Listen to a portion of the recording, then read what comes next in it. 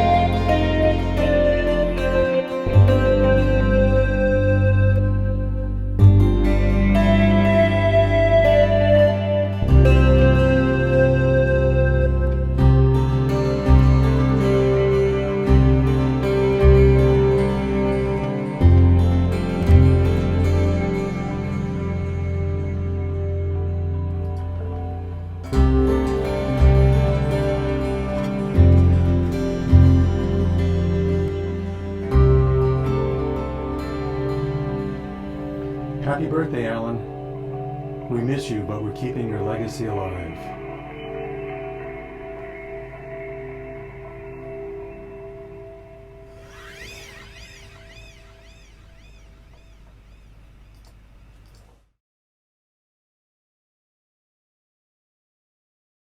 Happy birthday, Alan. It was an absolute honour to meet you. You know, as a teenager captivated by synth music, I'd always lusted after one, but in the 70s in the UK they were expensive and beyond my reach. Then, after leaving school in 1979, I did a road trip across the US, starting in LA with a view to finishing in Boston. Every stopover was punctuated with either visits to theme parks or music stores where I could get my hands on these amazing instruments. ARPs were everywhere, and I started my trip by learning about the Axe, which then led to the Odyssey, the Pro DGX, the string synthesizer, Omni, and finally the 2600. That trip was life-changing for me, not least that it marked the start of an ARP obsession that continues to this day. Evident by Odyssey 2, flying to see you for the Bright Sparks documentary, and the lunacy in the GeForce Software Synth Cave, and my home studio. 40 years later, I think I just need one more synth. We can dream, right?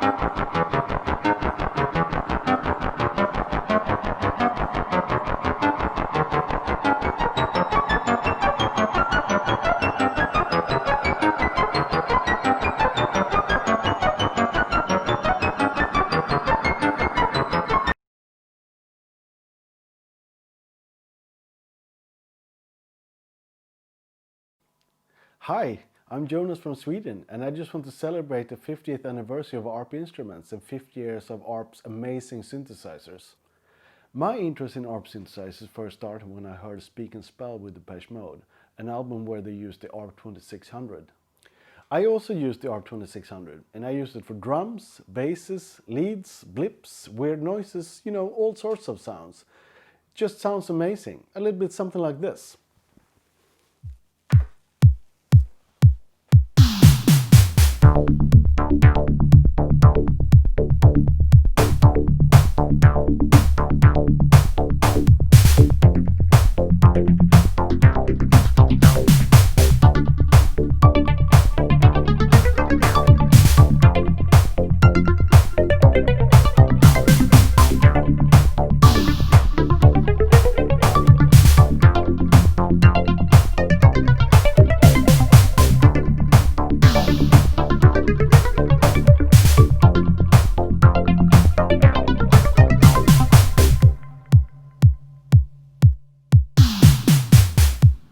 Again, I just want to say congratulations to 50 years of amazing synthesizers, and I hope you all love your ARPs as much as I do. Take care, everyone. Bye.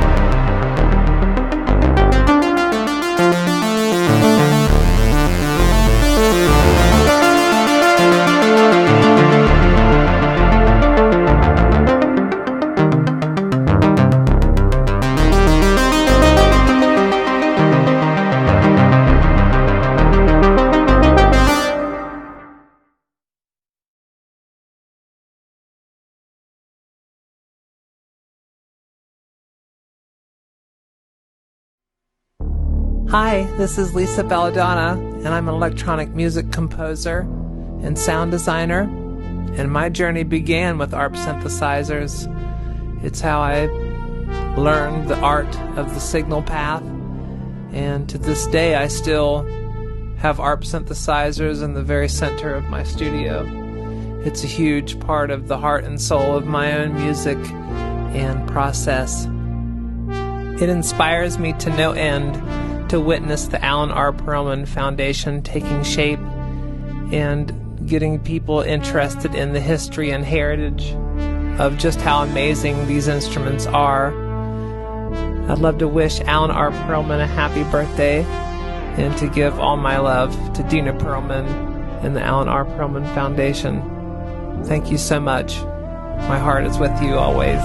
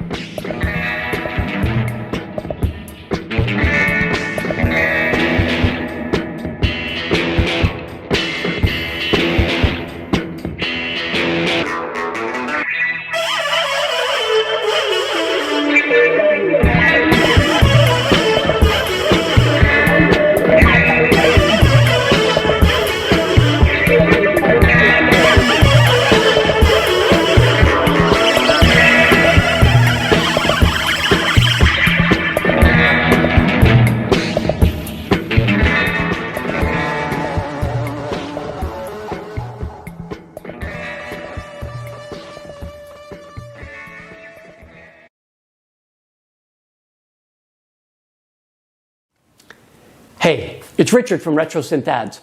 One of my earliest memories of a synth is, of course, Close Encounters of the Third Kind. That ARP 2500 blew my mind. I didn't even know what a synth was back then, but I was already hooked. Then in the 80s, when my obsession really took off, I was collecting magazines, I was collecting brochures, and of course I was collecting synths. And one of my dreams was to own an ARP. Finally, in the early 90s, I found an ARP Odyssey at a pawn shop, and I picked it up and I was gigging locally with it all through the 90s, and man, those lead lines were crazy. Fast forward 20 years, no longer gigging, but I finally found my real dream, an ARP 2600 locally that needed a good home. And again, it's changed the way I've made music. Anyways, happy 50th anniversary to ARP. And of course, I am so grateful to the Alan R. Pearlman Foundation for just keeping that legacy alive. Dina Pearlman, you rock. Cheers.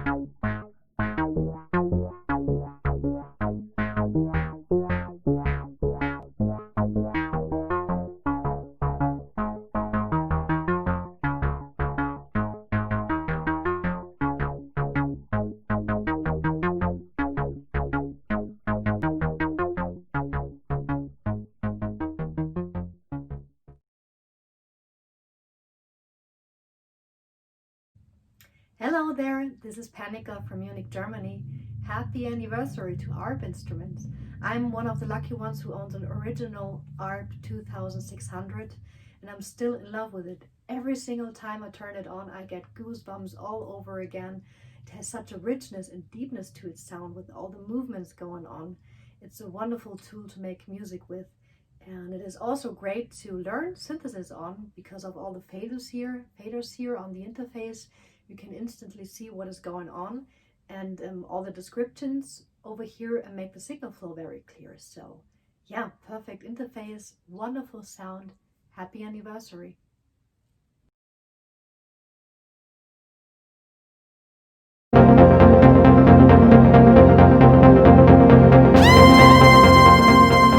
My name is Ian Stair. I'm a composer, sound designer, electronic musician, and keyboard player.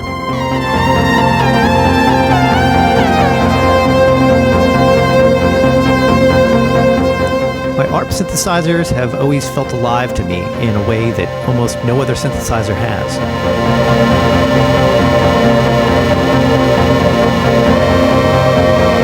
It can go from singing to screaming with the push of a fader.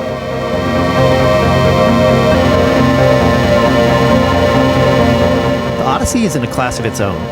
The modulation options and tone sculpting functions are more like what you would expect to find on a modular synthesizer, but in a compact and portable keyboard.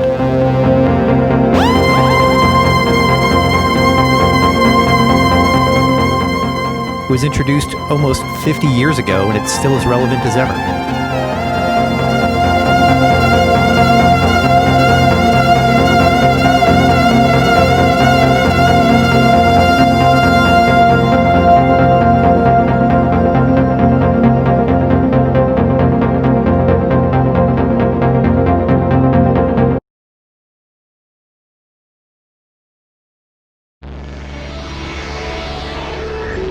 Bill T. Miller here at Headroom Studios in Boston, celebrating the life and legacy of Alan R. Pearlman and sending out great wishes to his daughter, Dina Pearlman, who founded the ARP Foundation, and all the ARP family. My path to a love of ARP synthesizers zigzagged from a toy piano at 2 years old to a Magnus chord organ to an Ace-tone 60s organ, various encounters with pianos and guitars and drums, and becoming a recording engineer. Ended up at a recording school where I took a synthesizer class in San Francisco, and there was the ARP 2600. Of course I wanted an ARP 2600 the moment I saw it, and then when I heard it and touched it and played with it, I had to have it. Eventually ended up with this ARP Odyssey.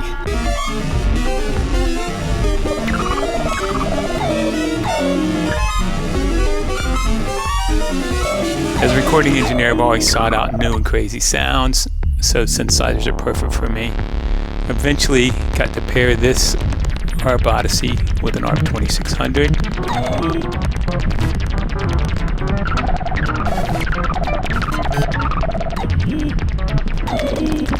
HBD ARP, thank you so much.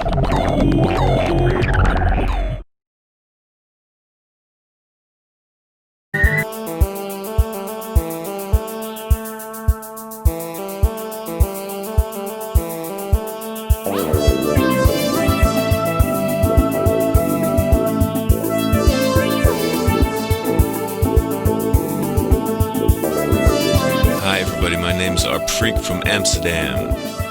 50 years of ARP synthesizers. I guess you can guess where I got my name from. It's one of the most influential brands of synths, and I still use them to this day. And I hope to make a lot of music with these amazing machines way up until the future.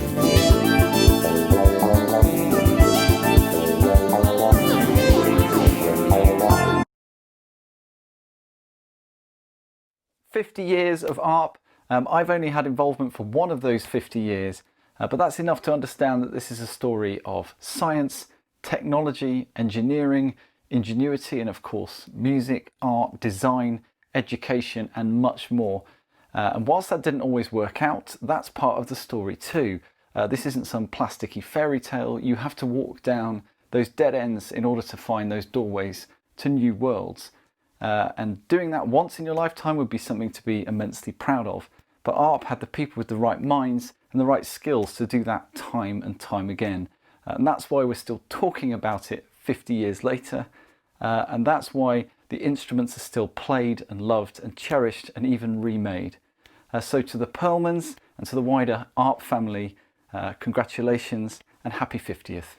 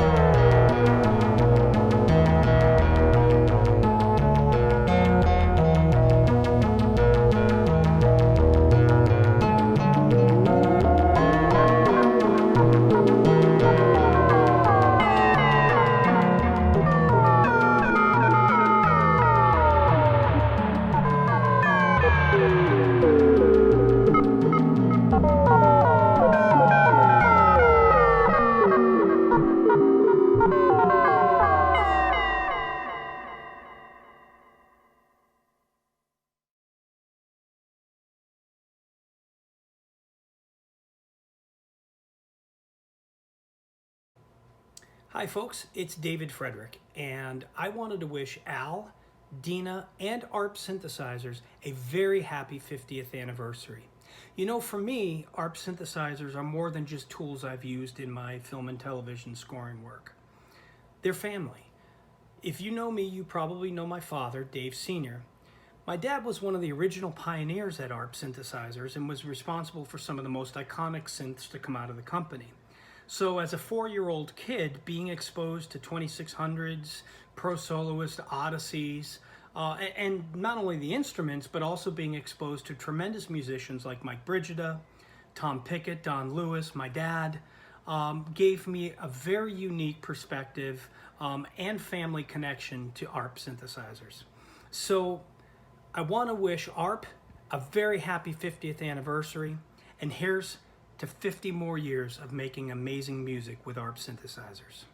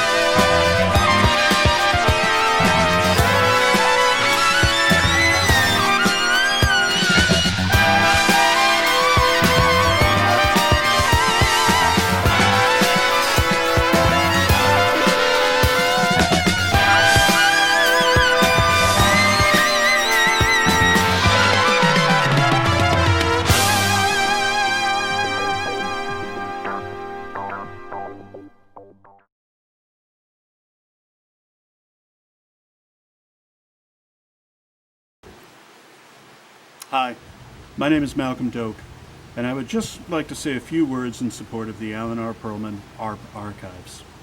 I am fortunate in that the synthesizer has been my passion, has provided an outlet for my creativity, and has allowed me to enjoy a distinguished career as a musician, a salesman, a sound programmer, a product manager, an instrument designer, and as a copywriter.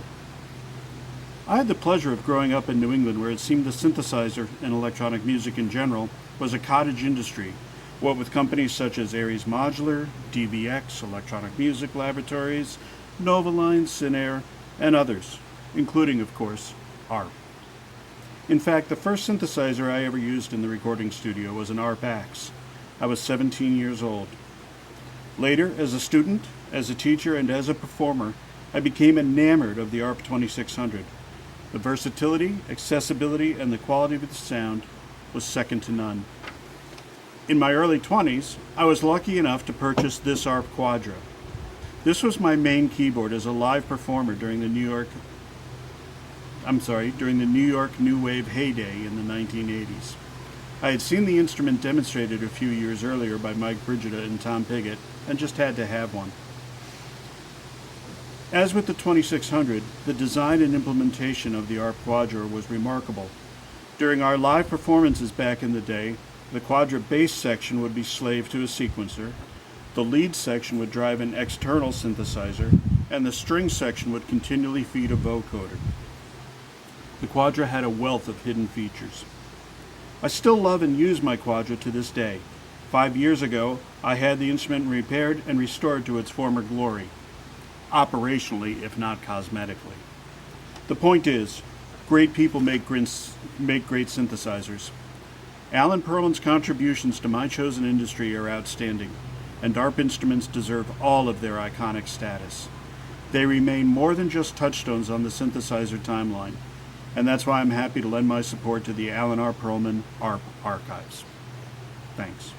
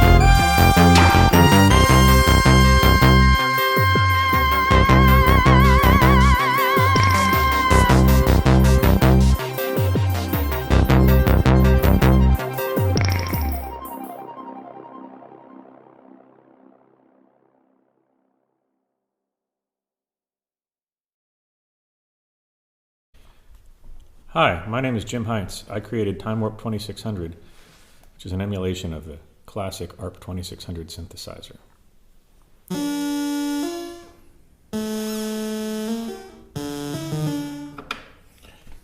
Can sure have a lot of fun with these things.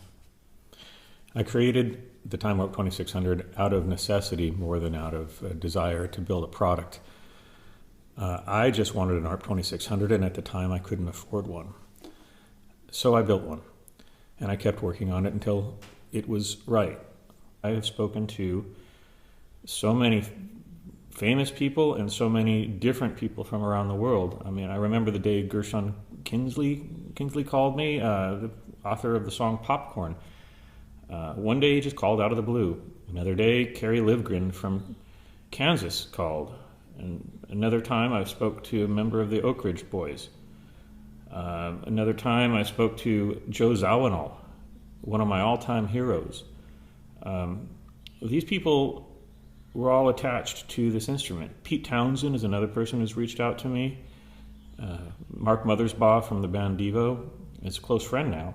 These instruments are so musical and so playable, and they cut through the mix. They sound great. I feel honored to have opened the door, in a way, to a future generation of people to fall in love with Alan R. Pearlman's work.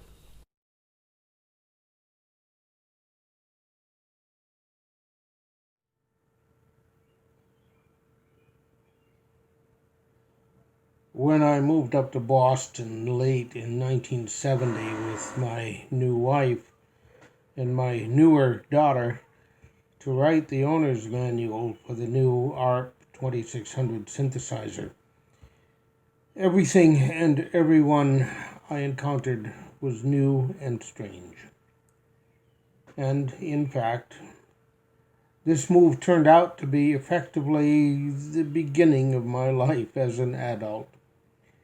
The people I encountered during this period, Dennis Colin, Jeremy Hill, Clark Ferguson, Phil Dodds, were part of my life for years to come as friends and as business acquaintances.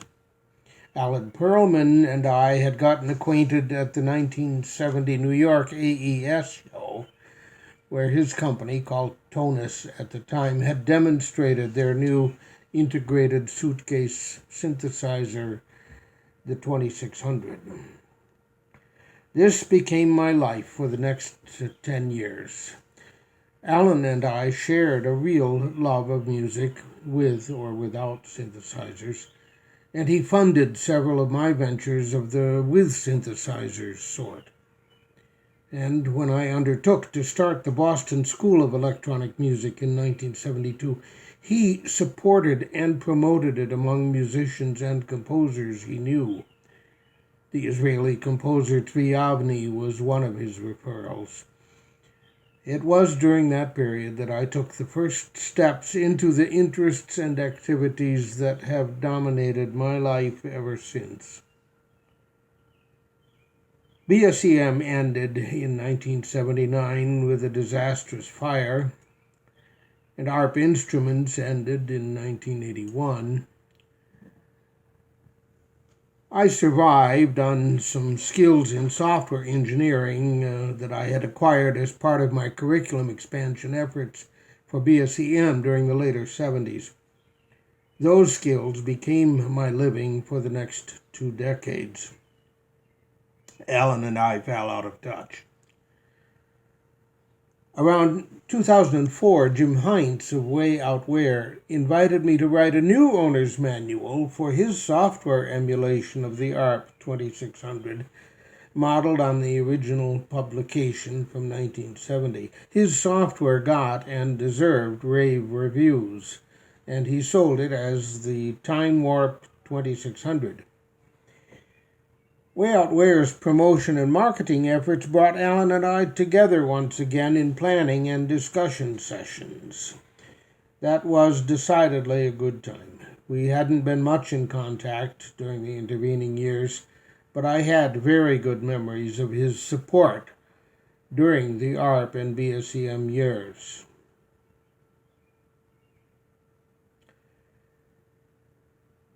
That was the Alan I knew at ARP Instruments, and the Alan whom I saw again when we reconnected. One of his endearing mannerisms in conversation was to finish a statement by making a facial gesture rather than words. The point was obviously that words alone were incapable of carrying his intended meaning, and it always worked. He was, after all, a musician as much as he was an engineer. Alan experienced life intensely, and life for him was not just the physics and engineering he made his career out of, but the people around him and their music and their instruments. It was all one playground.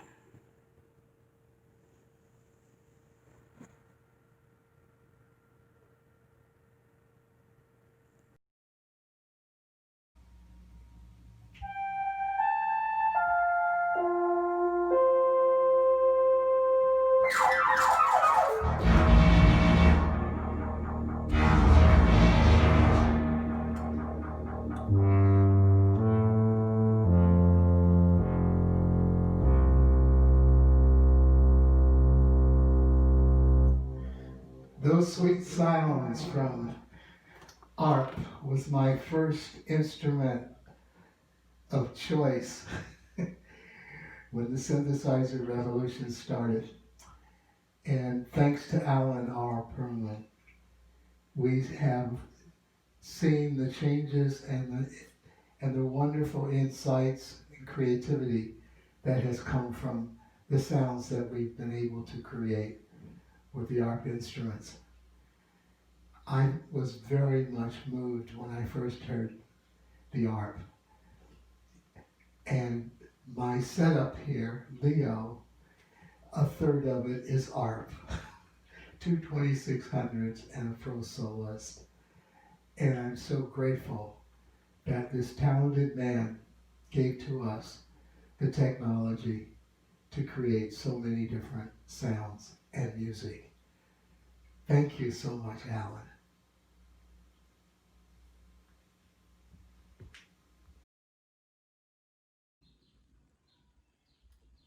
Hello, my name is Michael Birillo, and I'm the chair of the Electronic Production and Design Department at Berklee College of Music. ARP instruments have been part of the DNA of Berklee and what we have done with electronic music since the 1970s, when we had the first ARP 2500s that we used to teach electronic music. Throughout the years, we've had all sorts of ARP instruments, the 2600, the Odysseys. We even had ARP avatars. On top of that, we've had people closely related to ARP working with us. One of our key faculty members, Michael Brigida, worked for ARP for many years. Richard Boulanger was a protege of Alan Pearlman's and a close friend, as was David Nash. So through the years, we've had some pretty close connections with ARP. And in 2013, we hosted the Everything ARP Symposium, and we brought in some people from the early days of ARP, Tom Pigott and Dave Fredericks, and we had a number of panels and discussions about different aspects of ARP. Alan was there, and we interviewed Alan, and I think one of the big takeaways of that symposium was really the dedication that Alan had to education, to music education, and really that was part of the mission, I think, of ARP.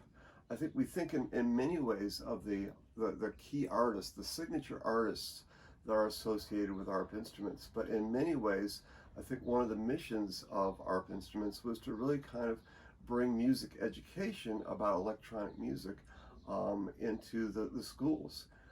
So on this Alan Pearlman's birthday, we wish you happy birthday, Mr. Pearlman, and congratulations to the ARP Foundation and many more years to come of our relationship with ARP and the Foundation. In 1972, my music store was typical of many, selling guitars, drums, toots, and flutes. It was my personal interest in technology that same year that led me to become an ARP dealer and player. I'll never forget taking home that first ARP Odyssey after it arrived. After spending a sleepless night learning, the planet seemed to shift on its axis. My fascination became a skill, and my world was never the same. My experience with and passion for ARP synthesizers changed the fortunes of my business, made me an in-demand studio musician, and forever changed the trajectory of my career. I owe a never-ending gratitude to Alan R. Pearlman and so many at ARP who made so much magic possible.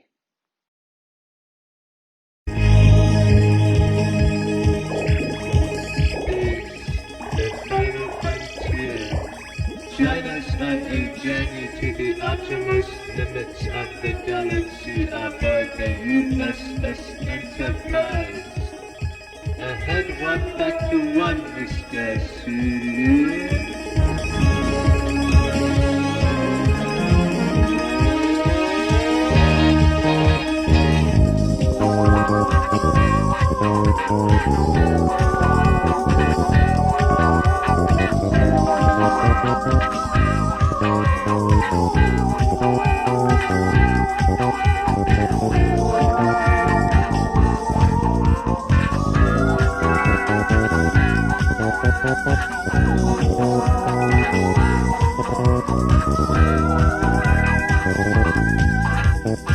Hi everybody. This is Bill Singer. I used to be the product specialist for the ARP Avatar. What you were just listening to was a little recording that Mike Bridget and I had done in Mike's basement. Of course, that was back in the 70s. Most of the lead lines were the ARP Avatar, and Mike, I believe, was playing the Quadra, an Axe, an Odyssey, a 2600. I was using an ARP Avatar to plug it into a 2600. One of my fondest memories of Alan Pearlman was when I was in the studio practicing, and I had hooked up the 2600 to the Avatar, and I had found that wonderful, wonderful string patch that was one of the trademarks of the 2600. And on the Avatar was a brass unison patch. Well, I was kind of off in my own little world, dark in studio, and I was getting all kinds of nice little lead lines, flowing melodies and things. And as I said, I was lost in my own little musical world. And I happened to look into one of the darkened corners of the studio, and there was Alan Pearlman standing there. And I stopped playing. I said, "Hi, Al, how are you?" He said, "Oh, I'm fine." He said, "You know, I was going by here, and I could have sworn it was John Scheiken playing." And I took that as a wonderful, wonderful compliment, because John Scheiken is one of the finest keyboardists that I have ever had the pleasure of working with. Well, guys, happy anniversary to ARP, 50 years. I am so sad that it was so short-lived, but its legacy and Al's legacy will forever live on. God bless you, Al, and God bless all the people that I worked with at the beginning.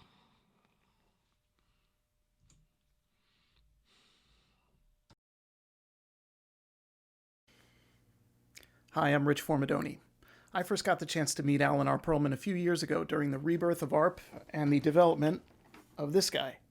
I was the one who got to go to his home to propose the idea to him personally, and I was very nervous to do that because I was in awe of this great man, this pioneer, and he was extremely kind and just wonderful to talk to. And when he let me in, he told me that he had just finished disassembling and reassembling a watch to make it work more efficiently. So what people say about him is true. His mind was going a million miles a minute. He was always looking for solutions to problems, and he was always playing piano too. He played beautifully for me while I was there, and just a sweet, kind-hearted, wonderful guy. So it was nice now, 50 years later, after the development of the first ARP synth, to be able to match all that wonderful, rich history and legacy up with knowing what a great guy Alan R. Pearlman actually turned out to be. And now I'm extremely honored to be serving on the board of the Alan R. Pearlman Foundation, where we're trying to preserve that legacy. Alan, we love you. We miss you. Happy birthday.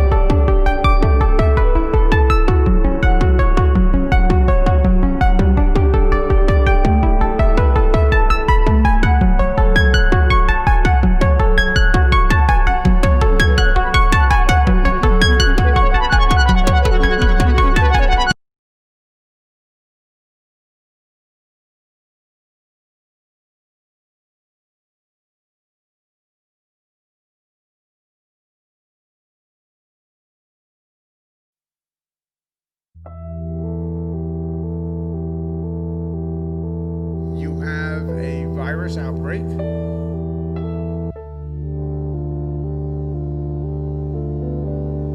Appropriately social distance. Spouting political The number of new subways, cases buses, is density.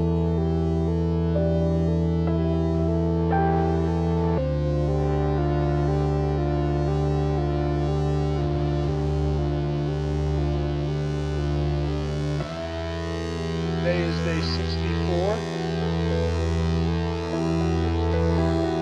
Since we closed down New York.